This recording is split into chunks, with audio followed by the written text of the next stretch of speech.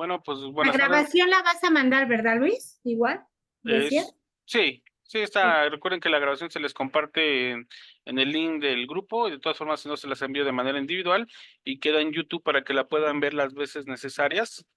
Por ahí también ya les envié material, un libro muy interesante de Aaron Beck, también para que ya lo tengan, ahí en su biblioteca virtual. Y más adelante también les voy a enviar algo más de material, ¿vale? Y Ok, bueno, pues, gracias. vale. Todos recuerden que si tienen alguna duda, pregunta sobre la charla, pueden hacer sus preguntas necesarias. Vamos a tratar de enfocarnos mucho al trabajo terapéutico. Entonces, si ustedes tienen casos o casos similares, los pueden platicar o pueden poner el ejemplo y tratamos de darles alguna respuesta con base a las herramientas que vamos presentando, ¿vale? Pues vamos a arrancar. TCC para la ansiedad, ¿sí? Vamos a trabajar obviamente desde la terapia cognitivo-conductual. Vamos a tratar de ir definiendo poco a poco lo que es la ansiedad y el miedo y de ahí partir para entender los mecanismos que se activan según esta propuesta teórica. También ya les mandé la presentación, ahí por ella les subí el link por si quieren revisarla. Estas presentaciones se van modificando, las voy cambiando detallitos, pero están abiertas, ¿eh? Entonces ustedes pueden consultarlos también las veces que quieran y probablemente se encuentren con algunos detalles diferentes, o que le subí más información o que le añadí para que ustedes puedan consultarlas, ¿vale? Bueno, vamos a partir esta clase, este curso, de la clasificación de los trastornos. A este punto, digo, en una explicación muy sintética, hablamos de la estructura de cómo es la terapia cognitivo-conductual, una situación, una respuesta, ¿sí? Pero para que se dé una respuesta necesitamos un pensamiento, y esto es lo que va a hacer la diferencia entre una respuesta adaptativa o una respuesta desadaptativa, ¿sí? De todas formas, si tienen más dudas sobre este esquema, el ABC de la terapia cognitivo-conductual, si es necesario, en la siguiente sesión damos una explicación más detallada. Vamos a partir entonces de la clasificación de los trastornos. Vamos a partir de trastornos emocionales y trastornos de la personalidad. Vamos a partir de estos trastornos emocionales, como son trastornos de ansiedad, trastornos de ánimo, y dentro de estos entran la depresión, los maníacos y los bipolares, ¿sí? Es muy importante porque nosotros nos vamos a enfocar en trastornos de ansiedad y vamos a poder trabajar trastornos de estado de ánimo, sí, sí, también hay herramientas dentro de la terapia cognitivo-conductual, pero nos vamos a enfocar con mayor énfasis sobre trastornos de ansiedad. Y también tenemos esta clasificación de trastornos de personalidad.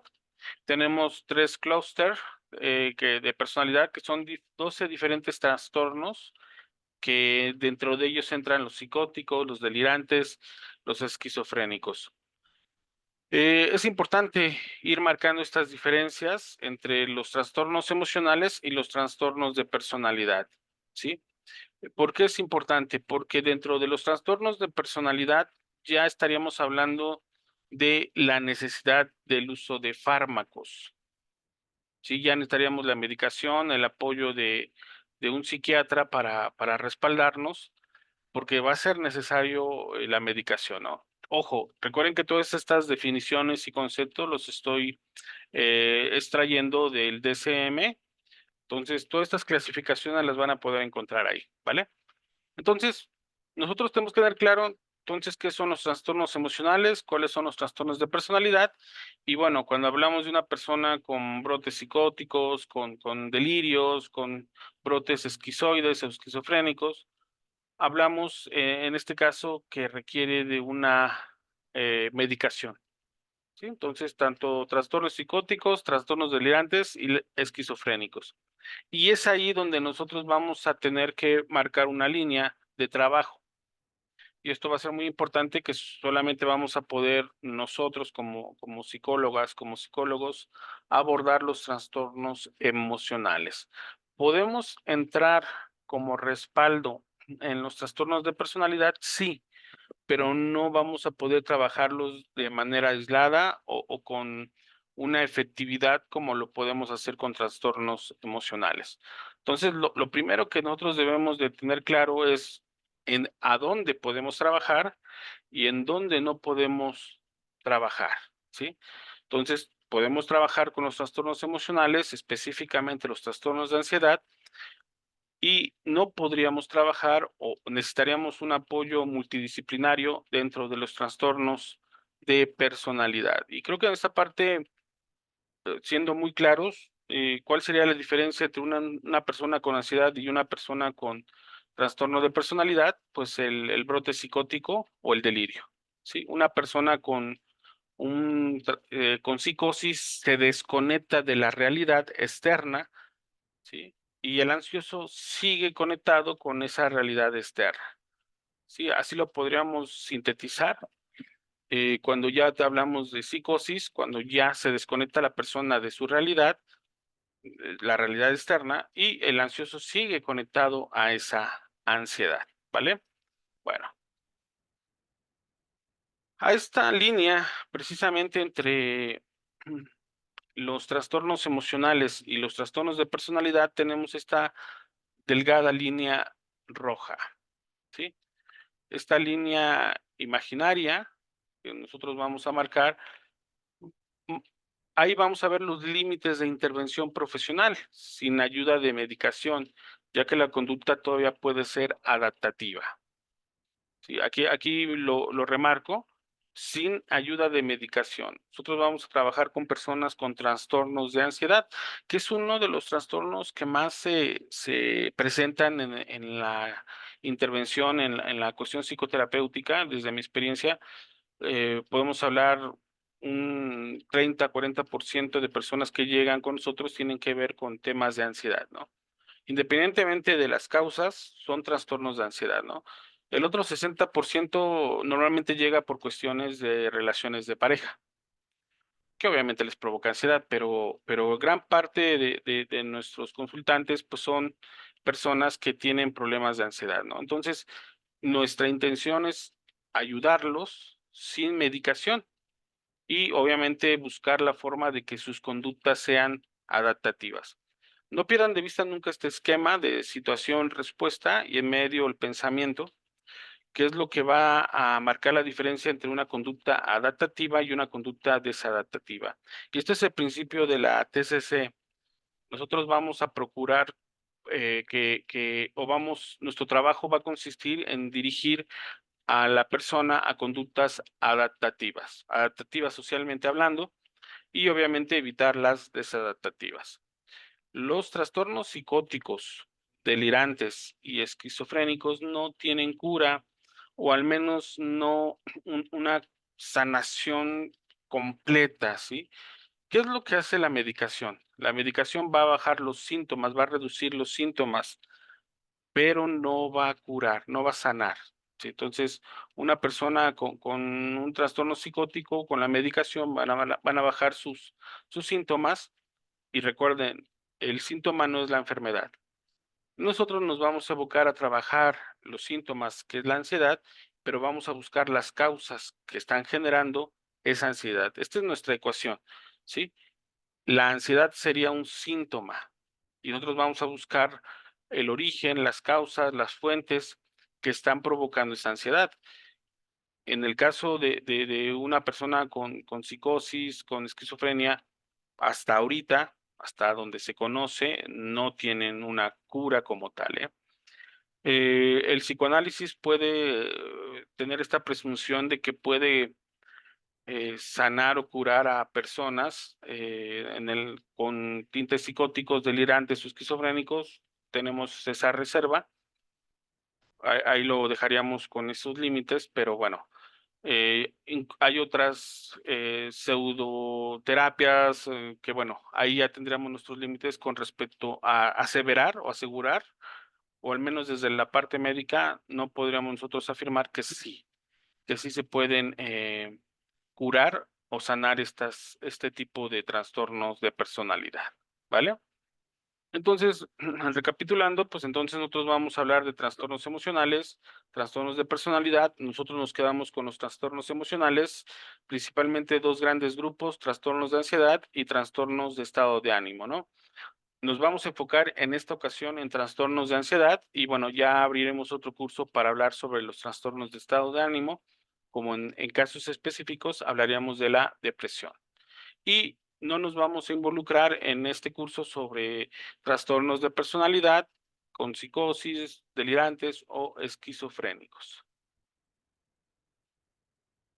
Y si tenemos claro esta línea roja, si tenemos esta delgada línea roja, pues vamos a buscar trabajar con nuestros pacientes con ansiedad sin medicación. O sea, con solo el ejercicio psicoterapéutico, brindándoles herramientas para que aprendan a manejar, a regular la cantidad de ansiedad. Así, adelantándome mucho, hablamos de ejercicios de respiración diafragmática, contracción muscular, Jacobson, que sería el idóneo, ¿sí? Y otras técnicas que podríamos ir aplicando para reducir los niveles de ansiedad. Pero sí es muy importante tener claridad sobre qué población o cuál es nuestro nicho de trabajo. Y en este caso, pues hablamos de personas con trastornos de ansiedad. Específicamente podría referirme a TAG, trastorno de ansiedad generalizada, que sería como una de las situaciones o trastornos que más se van a presentar en nuestro consultorio. ¿Vale? Recuerden que si tienen preguntas o dudas pueden levantar su manita o pueden en el chat pueden lanzar su pregunta. Bueno, ¿qué es la ansiedad? Primero tenemos que definir la ansiedad para trabajar la ansiedad. Ya vimos que nos vamos a enfocar en los trastornos de ansiedad, pero vamos a diferenciarla del miedo.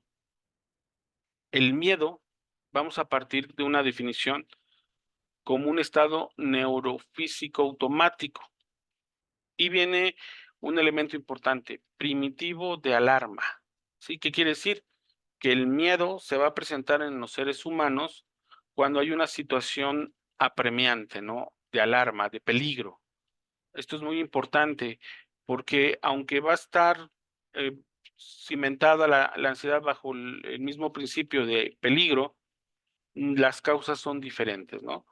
Aquí en este caso, siguiendo con la definición de miedo, que conlleva la valoración cognitiva. ¿Qué quiere decir? Va a evaluar si es una amenaza real o imaginaria y si hay un peligro inminente, ¿no? Entonces, si nosotros vamos por la calle y de pronto nos sale un Bull Terry sin cadena y jadeando y ladrándonos, en ese momento sentimos miedo. Esto es automático, ¿no? Sentimos miedo, ¿sí? Nos pone en alerta, evaluamos. Esta evaluación, digo, estoy hablando de fracciones de segundo, y entonces es una situación de peligro. Si ese perrito no tiene collar, no está su dueño, esto es una situación de peligro. Entonces, ahí el miedo va a llevarnos a tener respuestas que puede ser salir corriendo o prepararme para el embate o que el perrito me ataque, ¿no? Entonces nos va a preparar el miedo, pero insisto, es una respuesta automática de valoración cognitiva, o sea, para saber si es un peligro inminente o no, y sobre todo que es una amenaza real. Sí, aunque aquí puse real o imaginaria, me refiero a que es una amenaza que está ahí en tiempo presente. ¿Sí? Una vez que tenemos claridad sobre qué es el miedo, pues vámonos entonces a la definición de ansiedad. En este caso, cuando hablamos de ansiedad, vamos a hablar que es una respuesta, y aquí viene una gran diferencia, una respuesta conductual, fisiológica, afectiva y cognitiva, ¿sí? Al menos en estos cuatro elementos, la ansiedad se va a presentar. ¿Va a haber una respuesta conductual? Sí. ¿Va a haber una respuesta fisiológica? Sí. ¿Va a haber una respuesta afectiva? Sí. Y una respuesta cognitiva. Y se activa la ansiedad a manera de anticipación. Yo les ponía la diferencia con el miedo que era en tiempo presente, cuando estamos afrontando la situación, y la ansiedad se anticiparía a sucesos o circunstancias aversivas, ¿no? Peligrosas, ya que se perciben como amenazantes. Entonces yo les ponía en el primer ejemplo de con el perro, el perrito que nos sale en la calle, es en ese momento en que se presenta cuando se presenta el miedo, y estaría más que justificado y claro el por qué presentamos miedo. Por mucho que amemos a los animalitos, por mucho que tengamos ese tacto, tengamos esta convivencia con los animalitos, con los perritos, pues si el perrito es un perro que se ve amenazante y me está ladrando, pues claro que voy a tener una respuesta, ¿no? Pero en el caso de la ansiedad, vamos a suponer que estoy en casa, estoy en la sala de mi casa, no tengo perritos, mis vecinos no tienen perritos, y empiezo a pensar en ese perro que me encontré en la calle el día anterior y empiezo a sudar, mi corazón empieza a latir más rápido, ¿sí? Y empiezo a pensar, chin, ¿qué tal si me muerde? ¿Qué tal si me hubiera mordido? ¿Qué tal si me hubiera ahí provocado un daño, ¿no? Y empiezo a tener muchos síntomas físicos y entonces me levanto y busco tomar agua, empiezo a caminar nervioso por la casa, ¿sí? O sea, ahí no está el perrito, ahí no hay una amenaza real o presente. Sin embargo, estoy presentando muchos síntomas con el solo hecho de pensar en que ese perrito puede ser un peligro, ¿sí? Entonces, ahí voy a ir marcando estas diferencias entre un miedo y la ansiedad para que quede lo mayormente claro y eso nos permita trabajar con nuestros pacientes teniendo claridad sobre sus síntomas, qué síntomas está presentando, si son de ansiedad o si son de miedo, ¿vale?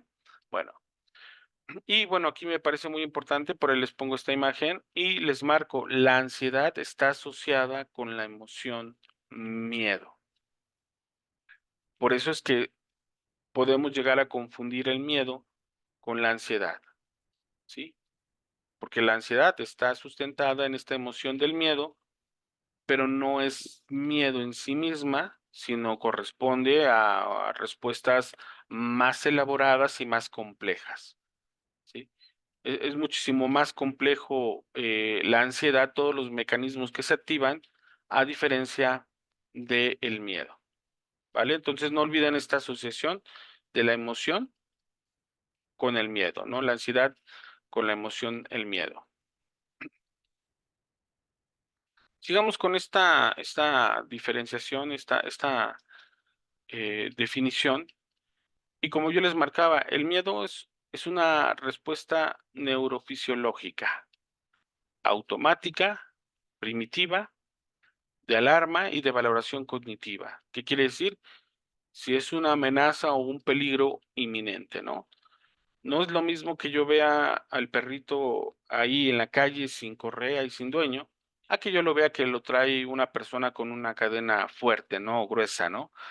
Y que lo va controlando, ¿no? Aunque el perrito está inquieto, la persona va controlando a ese perrito. A que lo escuche dentro de una casa. Sí, está el zaguán, está la puerta y escucho sus ladridos tras la puerta, ¿sí? A que vaya sin correa. Entonces, ahí el cerebro va a hacer una valoración cognitiva para saber si es una amenaza o peligro inminente que suceda, ¿no? Y aquí es lo que yo les mencionaba con respecto al tiempo presente. Está sucediendo, ¿sí? Está sucediendo la situación y por lo tanto me puede generar miedo en ese momento. No antes, no después, ¿sí? Vámonos con la ansiedad. La ansiedad es un sistema complejo. Es lo que yo les mencionaba. Hay una serie de sucesos, de mecanismos que se activan al mismo tiempo y que van a provocar esta reacción de ansiedad. Hay una respuesta conductual, fisiológica, afectiva y cognitiva, y se activan al anticipar sucesos que se juzgan como aversivos, ¿no? Ejemplo, antes de pasar por esa calle, yo me detengo, no sé, unos 50 metros antes de llegar a esa calle, me detengo y empiezo a sentir los síntomas de un ataque de pánico, de ansiedad, y ya no puedo pasar por esa calle, ¿no? Me estoy activando antes de siquiera pasar por esa calle, ¿sí? Donde me encontré a ese perrito. Y dichos sucesos se perciben como imprevisibles e incontrolables, ¿no? ¿Qué quiere decir? Pues inevitablemente me voy a encontrar el perrito, no va a traer correa, no va a traer cadena, me va a atacar, me va a morder, me va a hacer daño. Y aquí viene el punto que yo les mencionaba hace un momento. No está sucediendo la situación, el evento, el hecho no está sucediendo, ¿sí? Y esto creo que es el que va a marcar la diferencia entre el miedo y la ansiedad. El miedo está sucediendo y la ansiedad no está sucediendo. Y sin embargo, tengo todas estas respuestas conductual, fisiológica, afectiva y cognitiva, a pesar de que no está sucediendo, de que no hay un peligro real inminente en ese momento. Y aquí les pongo otro ejemplo bastante interesante, el ejemplo de viajar en avión y que pueda haber un accidente durante el viaje, o el hecho de pensar en el avión y que algo malo pase y eso me genera una respuesta de ansiedad, ¿no?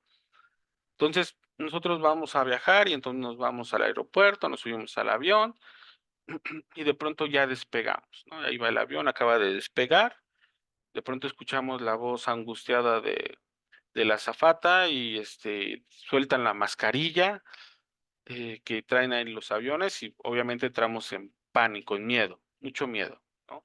Algo está sucediendo con el avión, ¿no? Eso es miedo. ¿Qué pasa si me dicen, oye Luis, tienes que viajar para la siguiente semana para que vayas a ver lo de unas contrataciones? Yo, ok. Y me pongo a pensar, hijo, si en el avión falla un motor o algo sale mal y se cae, ¿y qué tal si me muero? Y empiezo a pensar en la situación de que algo malo pase, empiezo a desbordar. Y aquí viene un punto importante. Recuerden que nosotros trabajamos con pensamientos que parten de creencias intermedias y creencias centrales. Estos pensamientos automáticos. Entonces estos pensamientos se activan, o sea, yo empiezo a pensar, chin, ¿y qué tal si el avión le falla un motor, ¿no? ¿Qué tal si de pronto se rompe una ventana y entonces el avión se va, se cae, ¿no? Y yo estando ahí y nos morimos todos, ¿no? Entonces empiezo a generar estos pensamientos. Por eso es muy importante que cuando estemos trabajando con una persona con ansiedad, empezamos a enfocarnos a su registro de pensamientos. Recuerden que esta hojita que les compartiré la próxima clase, permite que la persona vaya registrando todos estos pensamientos, ¿no? Y entonces vamos a poder identificar en qué momento surgen estos pensamientos automáticos que le van generando este tipo de ansiedad. Y eso nos va a ayudar de mucho, porque recuerden que si nosotros cambiamos el pensamiento que está en medio de la situación y la respuesta, vamos a poder cambiar la respuesta, ¿sí? Y en lugar de ser una respuesta de ansiedad, sea una respuesta más adaptativa a las situaciones, ¿vale? Bueno, continuemos con nuestros componentes o elementos o factores presentes en la ansiedad. Ya que tenemos claro qué es miedo y qué es ansiedad, pues nosotros vamos a trabajar con la ansiedad, ¿no? Que es más compleja, pero vamos a tratar de encontrar estos componentes, elementos con los cuales se conforma, ¿no? Va a ser la preocupación, el foco de atención, la ansiedad sobre la ansiedad y conductas protectoras o conductas evitativas. Si nuestro paciente presenta este tipo de factores, bueno, podemos entonces acercarnos a un diagnóstico de ansiedad, ¿no? Preocupación, foco de atención, ansiedad sobre ansiedad y conductas protectoras. Ahorita voy explicando cada uno de ellos, pero el propósito es que ustedes tengan claridad sobre qué síntomas son los que yo estoy registrando, estoy observando, y bueno, si este conjunto de síntomas pueden llevarme a ese diagnóstico de una ansiedad o un trastorno de ansiedad generalizado. Vámonos con el primero, que sería preocupación.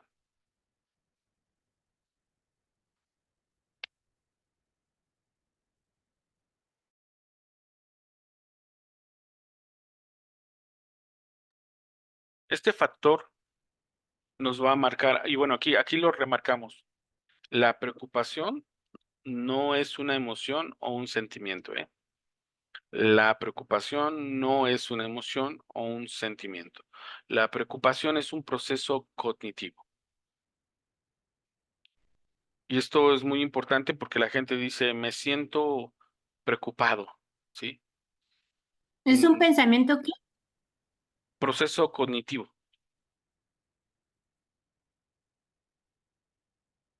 No sé si me escuchas, Leti.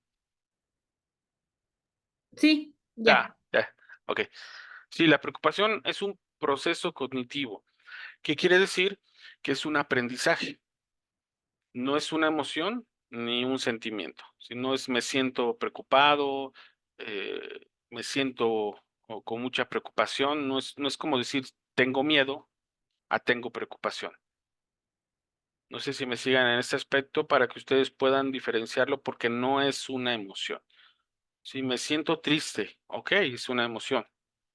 Me siento preocupado, no es una emoción, es un proceso cognitivo, es una respuesta. Si un proceso cognitivo nos va a llevar a una respuesta conductual. Y pongo por ahí unos ejemplos. Y sí, y si voy a viajar en avión y le falla algo el avión, ahí estoy generando un pensamiento que dentro de la terapia cognitivo-conductual estamos definiendo como catastrofista o terribilizante. Ahí vayan apuntándolos, de todas formas les retomamos un poquito los fundamentos de la TCC. Y si voy al cine, y qué tal si tiembla y estando yo en el cine, ¿no? Sí, o sea, me estoy ocupando, estoy utilizando mis pensamientos para generar una situación catastrofista o terribilizante. Y esto es una característica fundamental de una persona con ansiedad. Y sí, o sea, uno puede pensar, bueno, voy a ir a trabajar, pues después de trabajar me voy a tomar una cerveza con mis amigos, mis compañeros del trabajo y pues regreso a casa, ¿no? Pero no estoy pensando en que qué tal si hay mucho tráfico, o qué tal si me asaltan, o qué tal si me pasa, hay una balacera en pleno bar, ¿no? Empiezo a generar este tipo de pensamientos. Esto es importante porque la persona no tiene control sobre estos pensamientos. Por eso se llaman pensamientos automáticos. Simplemente se presentan, empiezan a abrumarnos, empiezan a bombardearnos estos pensamientos catastrofistas, ¿no? ¿Qué quiere decir? Una preocupación. ¿Sí? Entonces, por eso la preocupación es un factor importante para manejar la ansiedad. Y ahí pongo otro ejemplo, ¿no? Y si pasa algo malo, se sale de control, pierdo la razón, hay alguien herido. Entonces, la preocupación se va a presentar dentro y va a generar la ansiedad, ¿sí? La preocupación va a generar la ansiedad. Ojo, por ahí tenemos un mensajito. No, la tristeza sí es una emoción. La preocupación no es una emoción, ¿sí? Yo puedo decir me siento triste, es una emoción, pero no puedo decir me siento preocupado. O sea, sí puedo decir me siento preocupado, pero me refiero a que no lo puedo referir como una emoción. No, la tristeza, por supuesto que es una emoción, es una respuesta emocional, pero la preocupación no es una respuesta emocional, sino una respuesta cognitiva, de un proceso cognitivo. ¿Sí? Muchas gracias, Leti. Bueno, entonces, la preocupación, ojo, la preocupación es un proceso cognitivo que en cantidades normales, y aquí, bueno, ocupo un poco la palabra normalidad, que es algo que ya saben que no comparto mucho este concepto. Digamos que la preocupación es una forma de anticiparse, ¿no? O sea, me preocupa hacer mi pago de mañana. Ok, entonces me preparo, organizo mi día para que En lugar de irme a comer en el trabajo, me voy a pagar. Sí, quiero pagar para que no haya recargos, ¿no? O sea, me preocupa que si no pago a tiempo haya recargos. Entonces, digamos que la preocupación, este proceso cognitivo, me va a permitir ir resolviendo las situaciones. Entonces, la preocupación forma parte de esos procesos para adecuarnos, para planificar, para organizarnos. Pero ahí hablaríamos de cantidades necesarias. Pero cuando la preocupación se desborda, la preocupación se magnifica, entonces empezamos a generar estos pensamientos catastrofistas, ¿no? Pues sigo con el ejemplo de pagar para no generar recargos. Mañana voy a pagar y si no alcanzo a pagar, hijos, me van a cobrar recargos. Si me cobran recargos, no voy a poder pagarlos. Me van a cortar la luz. ¿Y qué voy a hacer yo sin luz? ¿Y cómo le voy a hacer para mi trabajo? O sea, quiero que vean todo este hilo de que va arrastrando el hecho de la preocupación. Todavía no llega el día de mañana, todavía no se supo si pude pagar o no, pero yo ya generé un montón de pensamientos catastrofistas.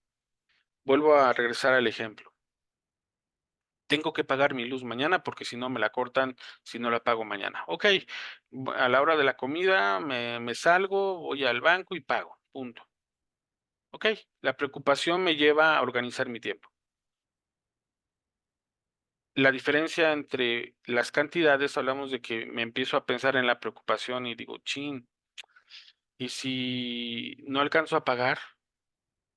¿Y si no pago, me cortan la luz? ¿Y si me cortan la luz, cómo le va a seguir para hacer el trabajo en casa? ¿Cómo le va a hacer para la comida? Y empiezo a generar no solamente un pensamiento catastrofista, una avalancha de pensamientos terribilizantes. Entonces, vuelvo a insistir, hablamos de preocupación, la preocupación es un proceso cognitivo natural, normal, pero en cantidades adecuadas, a cuando empezamos a desbordarlo. Cuando empezamos a desbordar esta preocupación, es lo que nos va a llevar a la ansiedad, ¿no? Ahí en la parte de abajo les marco lo que es la situación, el pensamiento automático y la respuesta. Y la respuesta nos va a llevar en una cuestión emocional, física y conductual. Es importante que ustedes tengan este esquema que nos va a permitir entender cómo la mente puede llevar una situación a un nivel desbordante o cómo puede llevar la situación, mejor dicho, el pensamiento nos lleva a algo desbordante o el pensamiento nos lleva a algo regulado o controlado. Y eso nos va a dar una respuesta diferente, ¿no? Hay personas que desbordan su preocupación y que los llevan a una respuesta desadaptativa y hay personas que regulan su preocupación y que los lleva a una respuesta adaptativa. Luis, yo tengo una pregunta. Sí, adelante, Leti. Por ejemplo, ¿no? Si lo trasladamos a un ejemplo de una persona que tenga sobrepeso, ¿no? Y todos los días está preocupándose porque tiene sobrepeso. Pero como dices tú, la preocupación nos ayuda porque vamos organizando, ¿no? Y vamos concluyendo. Hasta ahí, ok. Pero estas personas que están siempre preocupadas porque tienen que bajar de peso, pero no hacen nada para bajar de peso. ¿Ahí de qué estaríamos hablando? Porque existe la preocupación. Está el pensamiento, pero no está la respuesta conductual. Sí, esto es muy importante. Recuerden que tiene que haber una respuesta. No solamente el pensamiento es una respuesta, sino la respuesta tiene que ser conductual. En este caso, ¿cuál sería la respuesta?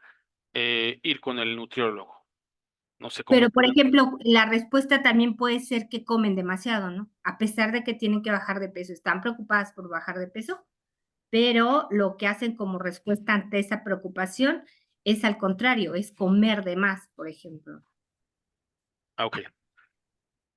Eh, una persona está preocupada porque se está pasada de peso. Esa preocupación la debería llevar a organizarse, a buscar estrategias de solución. ¿Hasta ahí estamos bien, Leti? Sí, correcto, Ok. correcto. Entonces, cuando el pensamiento, recuerda que los pensamientos son automáticos, quiere decir que no hay un proceso de raciocinio o racionalización. Entonces, la persona que tiene sobrepeso y que tiene una respuesta desadaptativa, dice, ay, tengo mucho peso, no, no voy a poder bajar nunca de peso, esto ya me va a afectar, me voy a morir. Eso genera una respuesta desadaptativa. ¿Cuál es esa respuesta desadaptativa?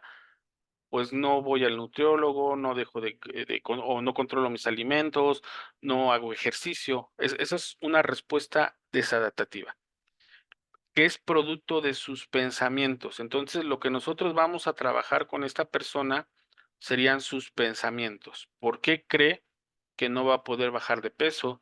¿Por qué cree que no va a poder hacer ejercicio? ¿Por qué cree que no va a poder ir al nutriólogo? No sé si me sigas. Ahí el foco es los pensamientos que lo están llevando a la respuesta. O sea, antes de llegar a la respuesta que debería ser ir al nutriólogo, ¿por qué la persona no va al nutriólogo?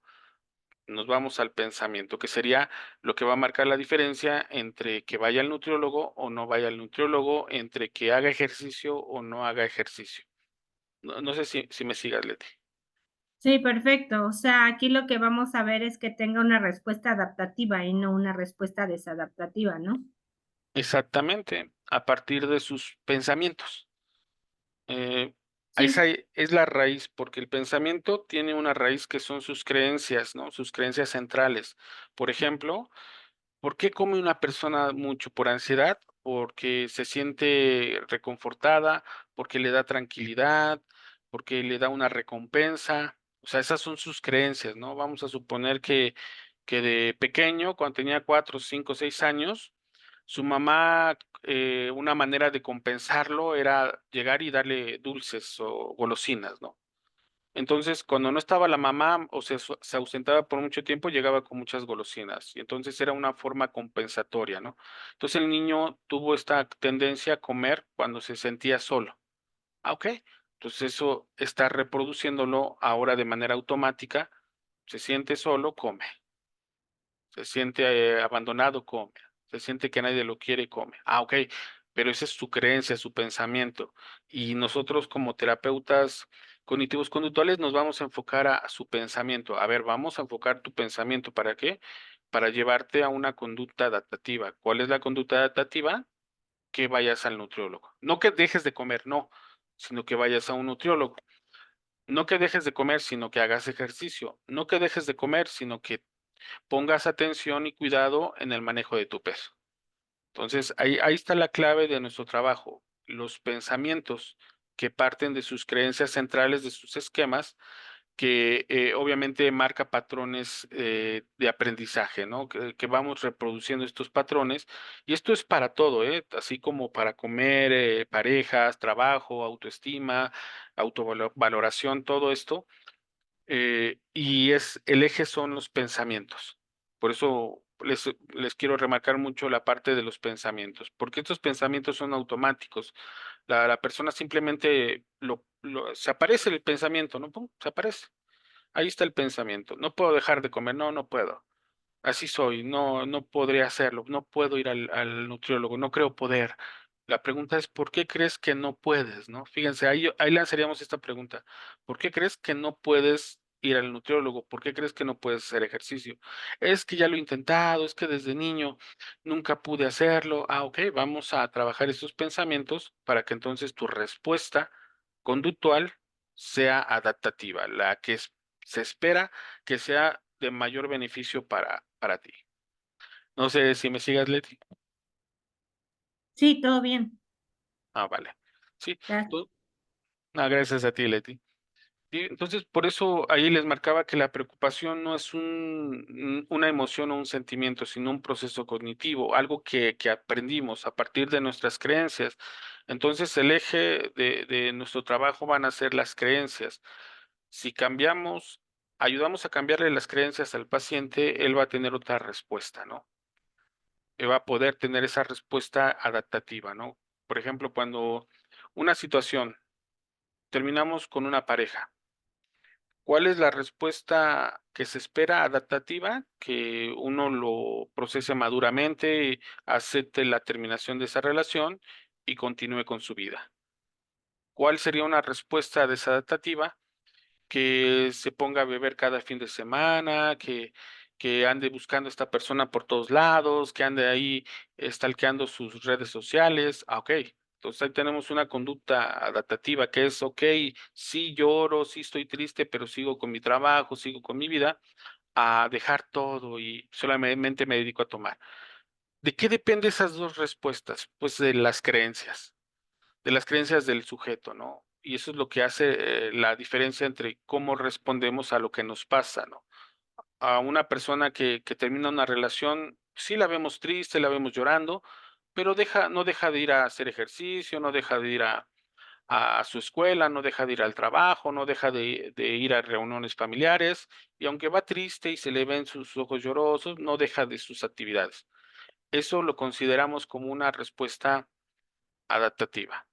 Pero si por el contrario, de pronto se desaparece, dejó la escuela, dejó de ir al gimnasio, ahora, nada más lo vemos tomando, okey, esa persona está teniendo una respuesta desadaptativa. Y cuando vamos a trabajar con esas personas, entonces vamos a trabajar sus creencias que están determinando su respuesta ante una situación, ¿vale? Vale. Si tienen dudas o preguntas, con todo gusto, ya saben, ¿eh? Entonces, sintetizamos, la preocupación no es una emoción o un sentimiento. Y aquí les pongo un ejemplo, otro ejemplo más, ¿no? Primer día de trabajo. Es nuestro primer día de trabajo, nuestro primer día de escuela, nuestra primera cita. ¿Nos genera ansiedad? Sí. Recuerden que la ansiedad forma parte de nuestros procesos cognitivos, ¿eh? Sí, sí nos genera ansiedad, ¿no? ¿Qué va a pasar? ¿Cómo me va a ir en mi nuevo trabajo? Cuando el pensamiento o la creencia no es la idónea, esta persona va a pensar, ¿y si no cumplo las expectativas? ¿Y si no encajo? ¿Y si nadie me quiere hablar?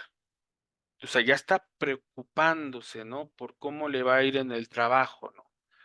¿Y qué tal si no hago clic con los compañeros? ¿Qué tal si me tratan mal? O sea, fíjense, todo eso son pensamientos. Y eso me va a provocar una respuesta emocional, física y conductual. Y ahí viene el ejemplo, ¿no? Emocional, me va a empezar a generar ansiedad, miedo. Ya no quiero ir al trabajo, a ese trabajo que todavía ni entro, pero ya me está generando ansiedad. Respuesta física, me genera insomnio, ¿sí?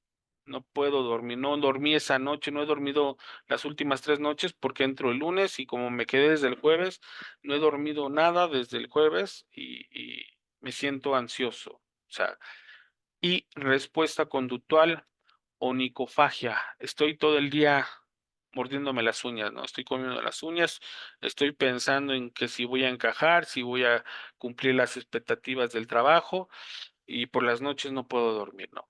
Entonces, ahí tenemos un ejemplo de cómo funciona, cómo se activa la ansiedad y cómo puede repercutir tanto en lo emocional como en lo físico y en lo conductual, ¿no? ¿Es hasta cierto punto natural sentir ansiedad? Sí, sí, es algo nuevo, una experiencia nueva, un trabajo, una pareja, sí, pero aquí es muy importante que ustedes tomen en cuenta las cantidades, ¿no? Las cantidades es lo que puede determinar, es natural sentir una cantidad razonable de ansiedad por un trabajo nuevo, sí, pero estar al borde de una crisis, porque voy a entrar a trabajar, no sería una respuesta adaptativa, y entonces estamos detectando un trastorno de ansiedad. ¿Sí?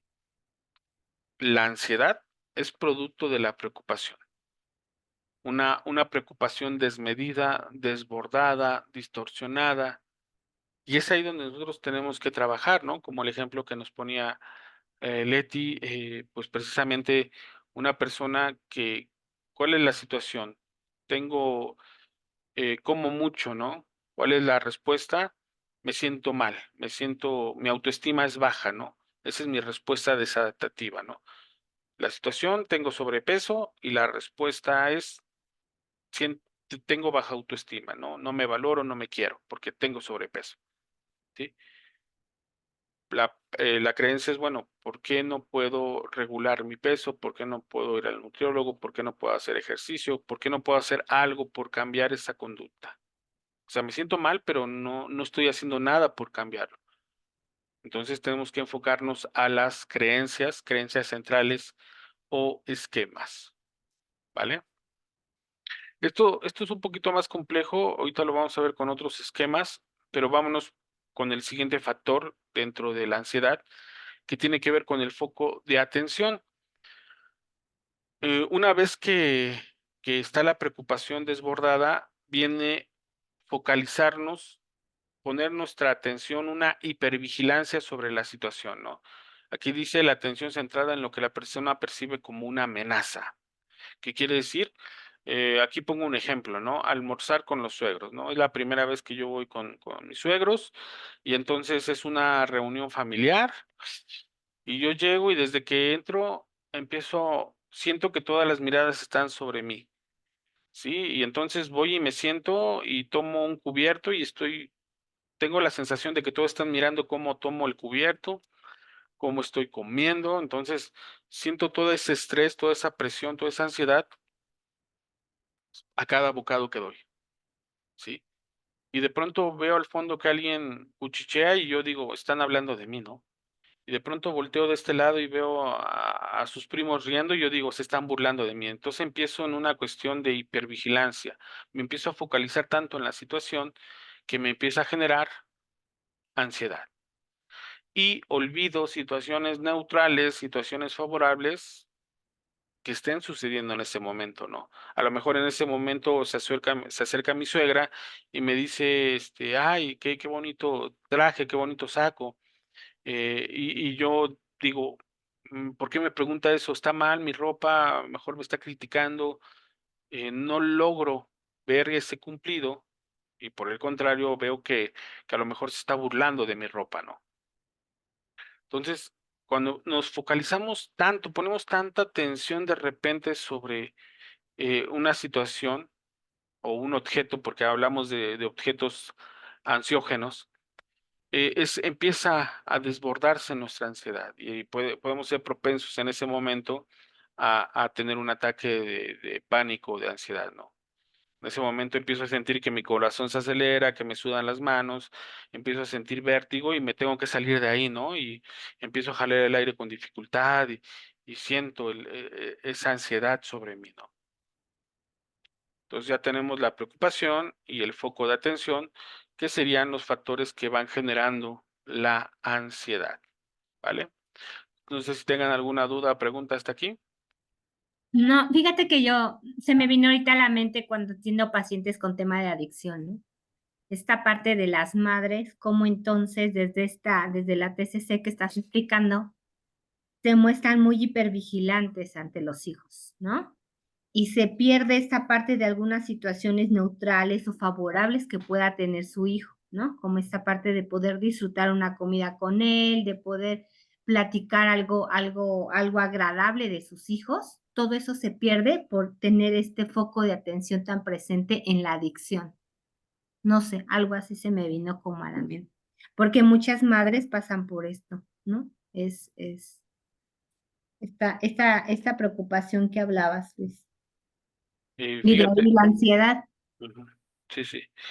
Fíjate que yo te lo enfocaría hacia la persona misma que está padeciendo la adicción, que se siente en este foco de atención, ¿no? Que siente que todos lo están mirando, lo están vigilando, esta hipervigilancia, sentir que cada movimiento, gesto, movimiento que esté haciendo van a ser señalados, criticados, juzgados, y esto aumenta mucho su ansiedad, ¿no? Es como cuando alguien llega a un restaurante que no es el suyo, que es nuevo y entra hasta pisando con cuidado, no sé, para no llamar la atención y agarra la silla y hasta la alza para no hacer ruido cuando la jala, o sea, tienen esta sensación que genera la ansiedad, ¿no? Y yo te lo dirigiría hacia las personas mismas que están sufriendo estas adicciones, cómo se pueden llegar a sentir hipervigiladas, ¿no?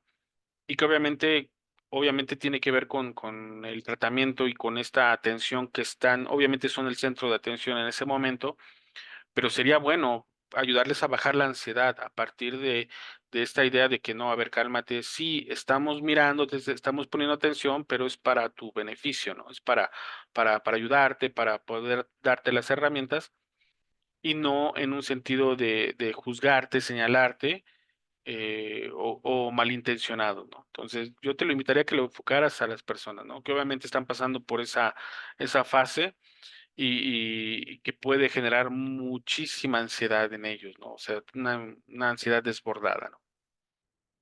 Sí, sí, sin duda, tienes razón. Además que la familia es una parte importante para que esto se genere.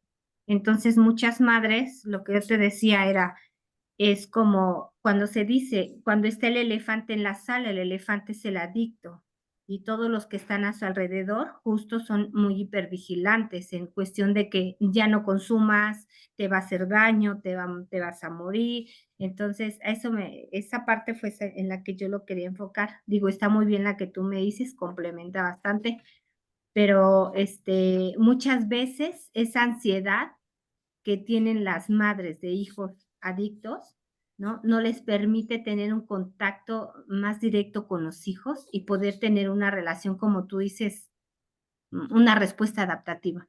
Parece que todas las respuestas que tienen, muchas de ellas son desadaptativas porque terminan peleando con los hijos, porque terminan desaprobando las conductas de sus hijos. Entonces, creo que esto es son herramientas muy importantes las que nos compartes porque van a complementar, ¿no?, los procesos que tenemos con los pacientes.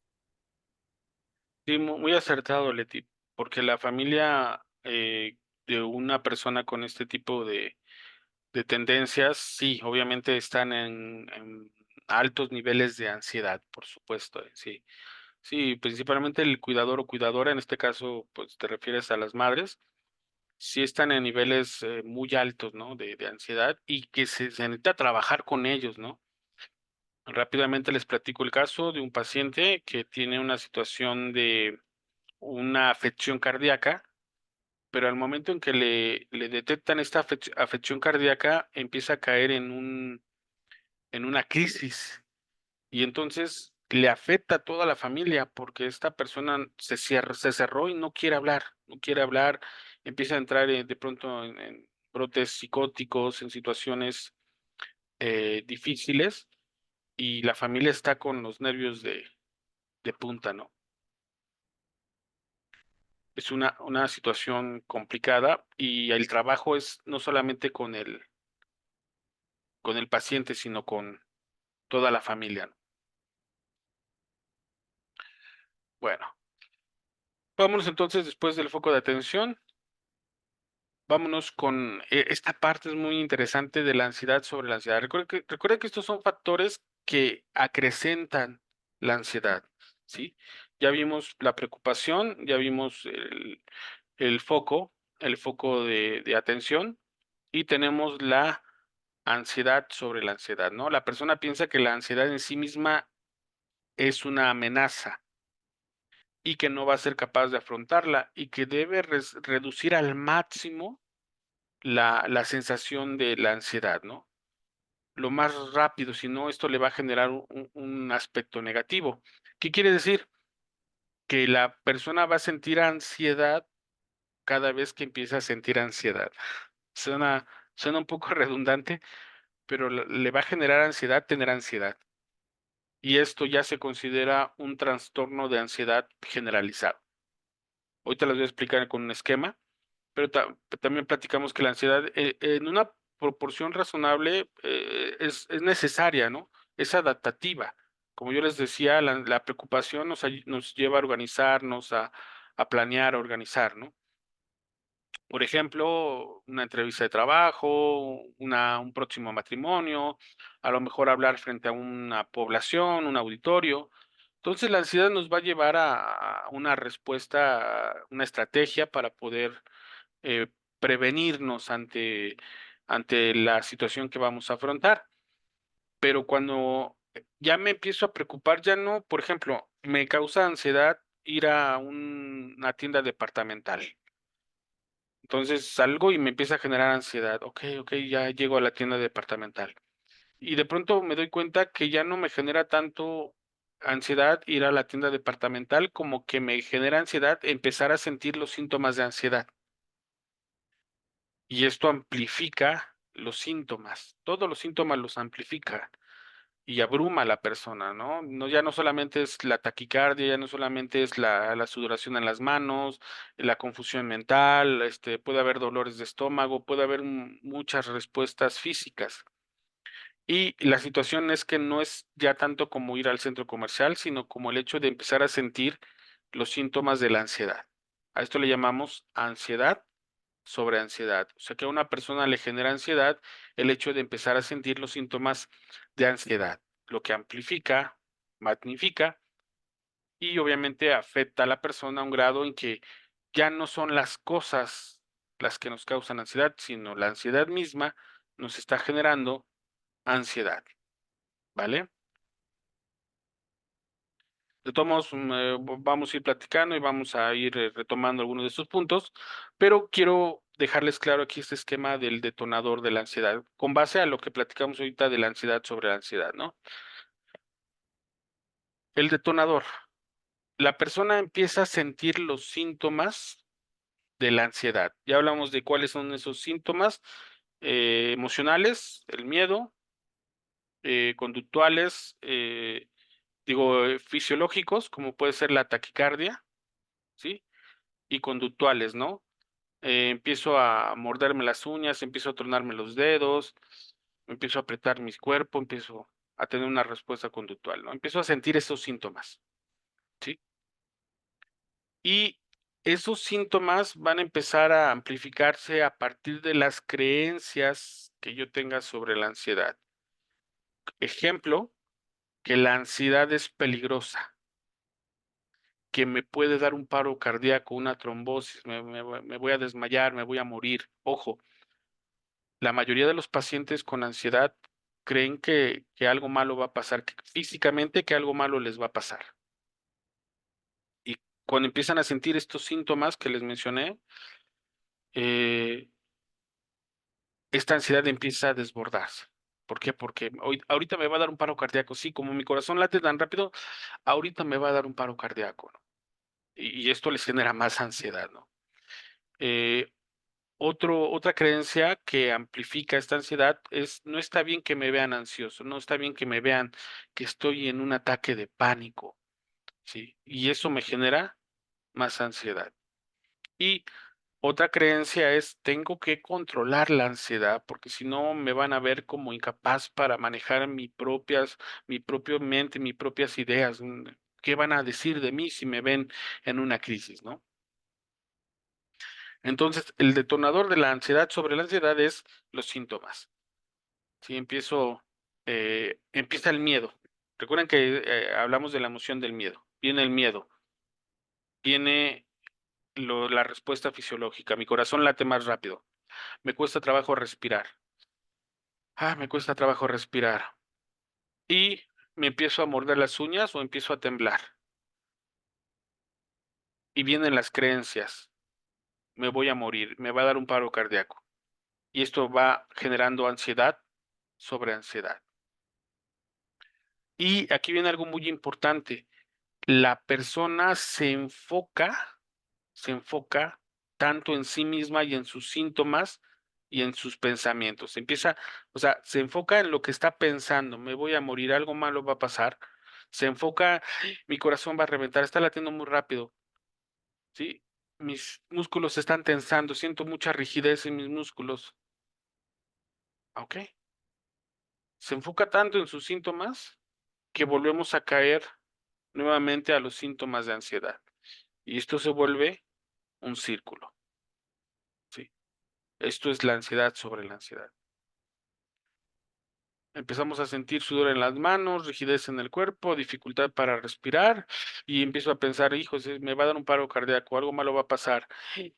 Y no puedo, me concentro tanto en lo que estoy pensando y sintiendo que eso me regresa nuevamente al sudor en las manos, la rigidez y otra vez me regresa a las creencias y otra vez me regresa al enfoque y esto se vuelve un círculo de ansiedad. A estos grados ya les llamamos TAC, como hace un momento les mencionaba, y puede llegar a ser paralizante, ¿eh? Puede ser llegar ¿a qué me refiero? Un gran síntoma de la ansiedad es la evitación. La gente evita, va a empezar a evitar salir, estar con amigos, hacer las cosas que normalmente hacía. Sí, evitación, evitación, evitación. Es un gran síntoma. Empezamos a dejar de tener la vida que teníamos para resguardarnos, protegernos, sí, no movernos, no mostrar o no generar el mínimo síntoma de ansiedad. Entonces, si ustedes tienen claro este esquema de la ansiedad sobre la ansiedad, vamos a poder entender cómo es que se detona, ¿no? Cómo es que inicia esto. Uno de quizás de las cuestiones más reconfortantes para una persona con ansiedad es cuando se presenta en terapia y nosotros le aclaramos que la ansiedad no es mortal, que la ansiedad no es mortal, que nadie muere de ansiedad, que la ansiedad no le va a provocar un paro cardíaco, que la ansiedad no es algo terrible, que la ansiedad es incómoda, que la ansiedad es molesta, es desagradable, pero que no nos va a matar. Cuando nosotros le empezamos a platicar esta cuestiones a la persona, va a empezar a trabajar sus creencias sobre la ansiedad. Vamos a poder interferir en este círculo, ¿no? Vamos a poder detener un poco estas creencias y una vez que podemos ir cambiando estas creencias, haz que pase el trueno. Una vez que podemos modificar estas creencias, va a poder dejar de enfocarse con tanta atención sobre sus síntomas y los síntomas van a empezar a minorar y por fin vamos a poder detener este círculo, ¿no? Este círculo de triangulación, como gusten verlo, pero es muy importante trabajar sobre esas creencias. ¿Qué cree la gente de la ansiedad? ¿Qué piensa de la ansiedad? ¿Qué sabe de la ansiedad? Y cuando desde la primera sesión nosotros empezamos a hablar con la persona sobre, bueno, ¿y usted qué cree que es la ansiedad? Es que siento que me voy a morir. Esa es la expresión, ¿eh? Así lo pongo entre comillas porque es una frase icónica de una persona con ansiedad. Siento que me voy a morir. Siento que algo muy malo va a pasar. Cuando nosotros ya le explicamos todo esto que les comenté, la persona empieza a modificar sus creencias sobre la ansiedad. Y entonces es cuando entonces podemos detener, empezamos a regular la cantidad de ansiedad que tenga una persona. Por eso es muy importante que nosotros podamos dar la información que la persona pueda verificar, como en el caso de que nadie muere de ansiedad, que no, realmente la ansiedad no provoca paros cardíacos, que la ansiedad no provoca embolias o paros, parálisis cerebral, no lo provoca. Y la persona, al ir cambiando estas creencias, rompe este círculo y le va a empezar a tomar el control, ¿no? Y ojo, o sea, hay casos que he tenido de TAC que me han llevado hasta un año de trabajo, ¿no? Una vez por semana, una vez cada 15 días, pero después de ese tiempo, la persona acepta que su ansiedad es eso, solamente esta sensación desagradable con los síntomas que siente, que experimenta, pero que no va a pasar más allá, que nada terrible va a pasar, que no va a morir, y esto empieza a reajustar estos niveles, ¿no? Y empiezan a recuperar su vida, ¿no? Su cotidianidad, salir con amigos, su pareja, su trabajo, y puede ser un proceso que a lo mejor, si ustedes desde la primera sesión platican con su paciente sobre sus creencias sobre la ansiedad, es un buen punto de arranque, es un buen punto para que arranquemos. Y un buen punto para empezar a ver efectos, si no inmediatos, en los siguientes 3 o 4 sesiones, la persona va a empezar a cambiar sus creencias sobre la ansiedad y vamos a ver cambios considerables, ¿eh? Lo ideal es trabajar máximo 12 sesiones, pero desde la primera sí es importante marcarles sobre qué conocen, qué han distorsionado y qué han asimilado, qué han eh, dejado como verdad de la ansiedad, ¿no? Entonces, cuando rompemos todas estas creencias es cuando podemos empezar a trabajar con una persona con ansiedad, ¿vale? Bueno, si tienen dudas o preguntas, con todo gusto, ¿vale? Vámonos a este esquema que va de la mano con el anterior.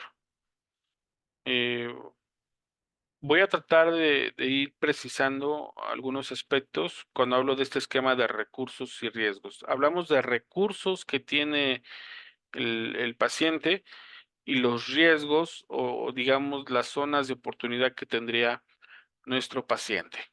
Entonces, seguimos con nuestro esquema. Situación, pensamiento, respuesta.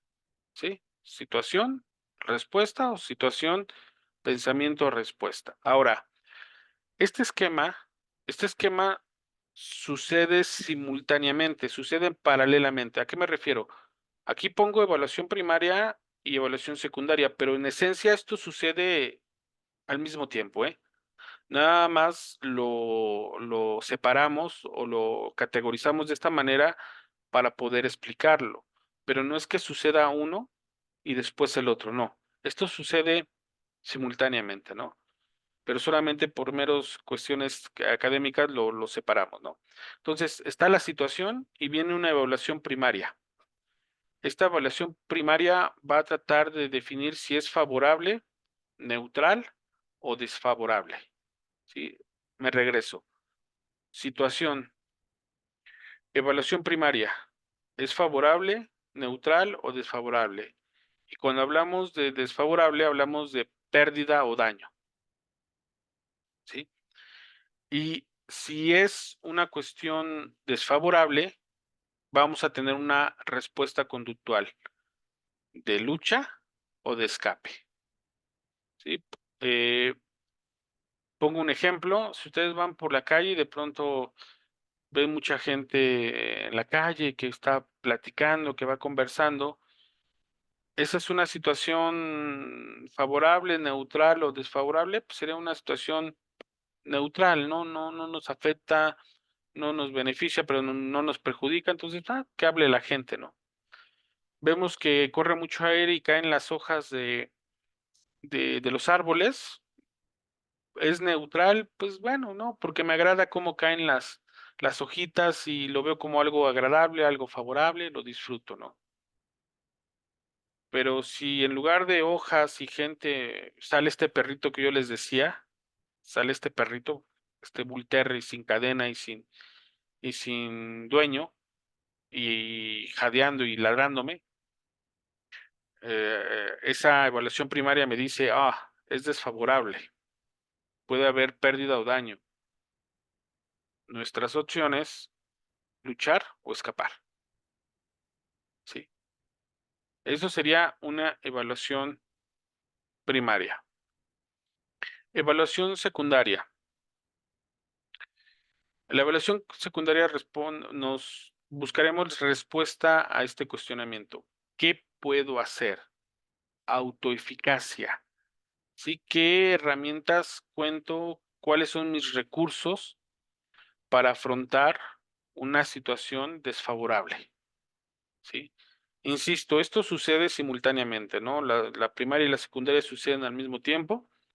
La primaria, mientras la primaria va evaluando si es favorable, neutral o desfavorable, y va preparando las respuestas si es de lucha o escape, la evaluación secundaria va a revisar qué estrategias tengo para afrontar la situación.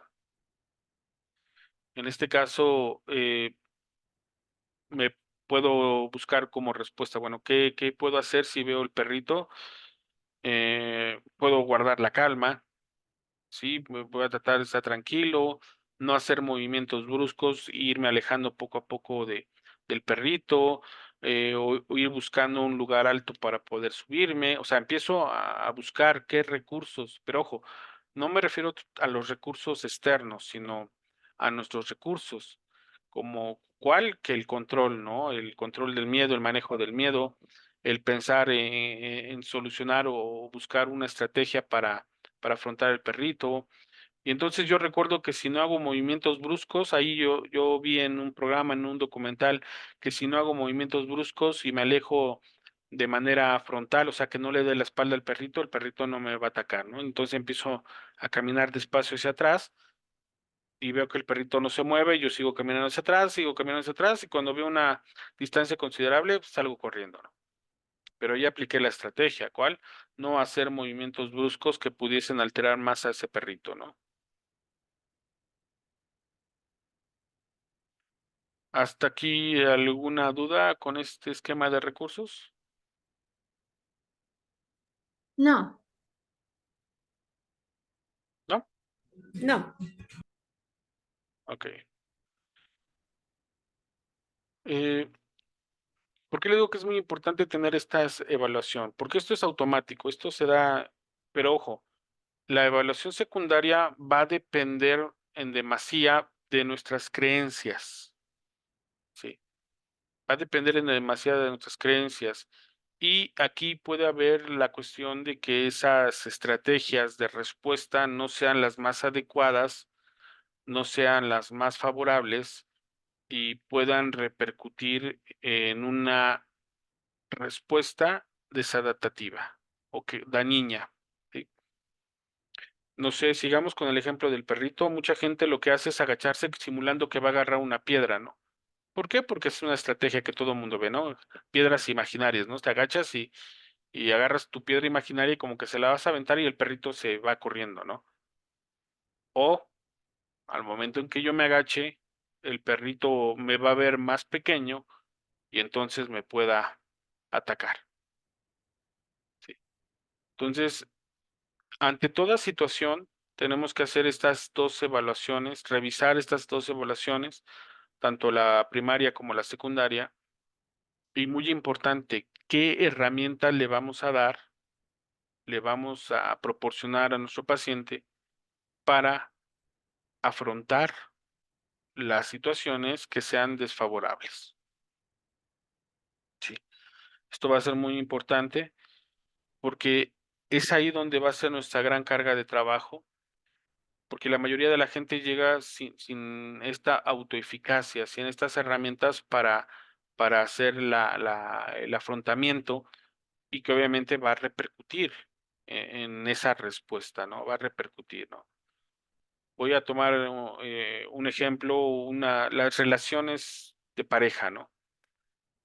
Ya les había puesto las dos posibilidades. Por un lado, la respuesta adaptativa es ok, es desfavorable mi evaluación. ¿Qué puedo hacer? A lo mejor puedo ir al psicólogo, puedo ir a la psicóloga. Sí, esa es una estrategia, ¿no? Puedo ir al gimnasio, puedo hacer deporte, puedo empezar a salir con los amigos. O sea, esas son respuestas de acuerdo a nuestra autoeficacia y que nos llevarían a una respuesta favorable o adaptativa. Sí.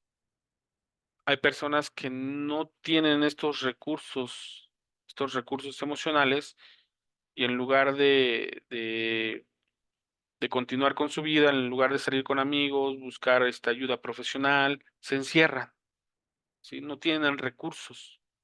Por lo tanto, su respuesta, pues, va a ser de aislamiento, el sufrimiento se puede multiplicar, eh, me refugio en el alcohol para tratar de olvidar la situación o no sentir tan feo. Entonces, hay personas que no tienen recursos. Y esto es muy importante porque aunque parezcan obvios, muchas de estas propuestas que ustedes vayan a hacerle a sus pacientes, en serio, aunque parezcan obvias, hay personas que no saben que pueden tener esos recursos. ¿Sí? De pronto, cuando una de las recomendaciones que siempre hacemos en terapia cognitivo-conductual es cuando están en una situación de mucho estrés o tensión, recomendamos hacer ejercicio, no gimnasio. Ahorita les platico rápidamente por qué no gimnasio, sino hacer una actividad que permita la liberación de cierta cantidad de energía, ¿no? Eh, y las personas dicen, bueno, para eso estoy pagando para que me diga que haga ejercicio. Sí, sí, porque de esa forma va a poder canalizar esa energía. Por ejemplo, si hay mucha ira o frustración o enojo, El deporte va a poder dirigir esa energía de más, darle un buen uso a esa energía. O cuando se está muy triste, pues le invitamos a que tome clases de pintura, de que busque una forma artística de poder dirigir esas emociones. Y, y se le empiezan a dar estos recursos que de pronto dicen, bueno, pero de qué manera me va a ayudar eso, ¿no? Bueno, hay que hacerlo para ver el resultado, ¿no? Y obviamente el paciente lo va a poner en duda, ¿no? Va a decir, bueno, ¿y de qué me va a servir? ¿Cómo me va a ayudar esta herramienta que usted me está dando? Rápidamente, ¿por qué digo que el gimnasio no es que no funcione, pero recuerden que el gimnasio es básicamente el levantamiento de estos objetos pesados que buscan un moldeamiento físico, a diferencia de ir a trotar, por ejemplo, si una persona se va a trotar por 15, 20 minutos, hay una tonificación, sí, de su cuerpo, pero hay condición física, hay fortalecimiento de los pulmones, del estómago, eh, hay sudoración en otro sentido, o sea, hay muchas cuestiones que propiamente cuando se levantan cosas pesadas, como es el caso del gimnasio, no logran generar esta catarsis o estos niveles de liberación, ¿no? Entonces, por eso les decía que no recomendamos tanto el gimnasio como trotar, como el baile, como un arte marcial, como una actividad física, si no intensa, sí que permita una condición física, ¿no? Que genere este fortalecimiento del corazón, de los pulmones, del sistema respiratorio, ¿vale? Bueno, entonces aquí va a ser lo importante, ¿de dónde vamos a cimentar las creencias? ¿Dónde vamos a establecer los recursos? Precisamente son en las creencias. Recuerden que a partir de las creencias es el filtro con el cual nos adaptamos al mundo, son las respuestas que les damos al mundo.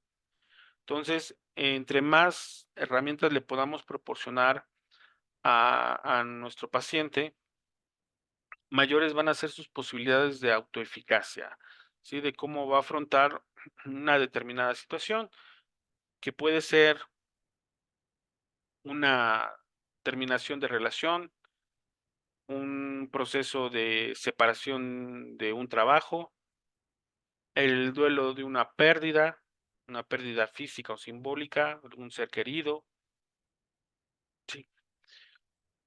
Y precisamente al brindarles estas herramientas a partir de sus creencias, es lo que va a hacer la diferencia en la respuesta, ¿no? Como lo dijimos al principio, es lo que va a hacer la gran diferencia de una respuesta adaptativa a una respuesta desadaptativa, ¿vale? Bueno, ¿hasta aquí alguna duda con este esquema de recursos y riesgos? No, yo no. Muchas gracias, Leti. Igual, Lore, si tienes alguna duda, con toda confianza, ahí puedes hacerla. Y bueno, Gracias. ¿qué pasa entonces cuando no tenemos esta regulación emocional? Podemos llevar a cabo que esta respuesta primaria desfavorable se sobredimensione, se distorsione, ¿sí? Que parezca imposible de resolverse. Estas van a ser dos cuestiones que vamos a afrontar con un paciente. Por un lado, va a sobredimensionar las cosas y por otro lado va a subestimar sus propios recursos. ¿Sí? Cuando revisamos esta evaluación primaria y secundaria, por una parte la persona puede sobredimensionar, ¿no? Voy a poner un ejemplo. Hay algo en TCC que se llama continuum cognitivo. ¿Cómo funciona el continuum cognitivo, no? Vamos a pensar que la persona llega a terapia porque terminó con la pareja, ¿no? Y siente que no tiene sentido la vida, que va a morir, que le hace falta a su ser amado, ¿no?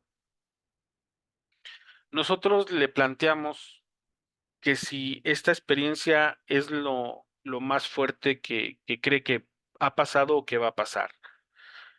Y dice la persona, no, sí, esto es terrible, esto es catastrófico, es lo más horrible que me ha pasado. No creo que me pueda pasar algo más terrible. En ese momento nosotros Aquí está su separación. Nosotros le proponemos, mm, que se enferme un ser querido de algo, de una enfermedad difícil, ¿no sería más terrible que haber terminado tu relación? Vamos a pensar que tienen una buena relación con su mamá o con su papá, vamos a pensar que tienen una buena relación con ellos. ¿No sería más terrible que tu papá se enfermara o tu mamá se enfermara de una situación difícil de tratar?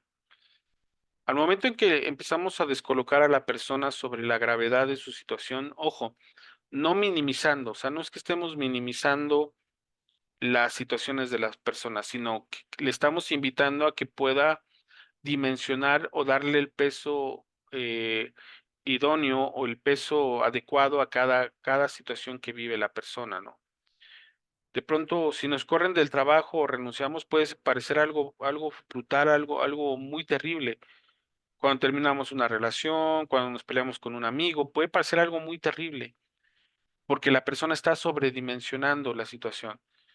Y con este continuum es proponerle que hay cosas más severas o más difíciles, ¿no?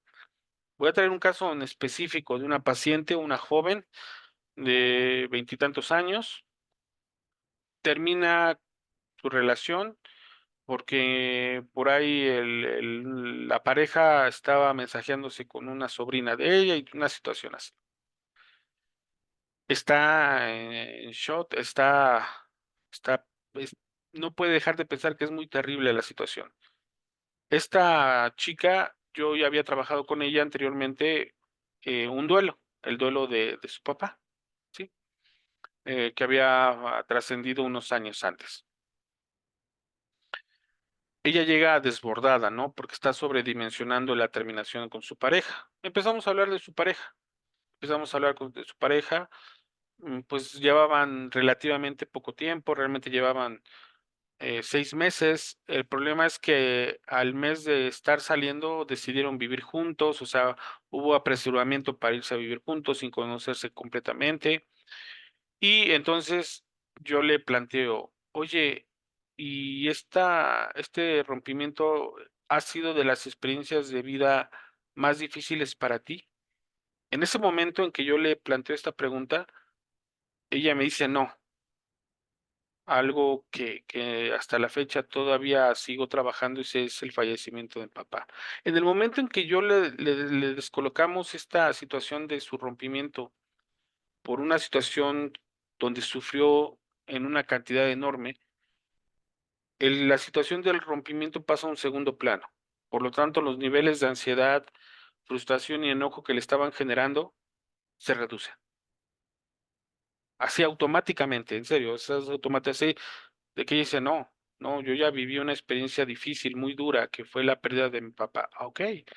Y en ese momento ella le da la dimensión que merece su separación.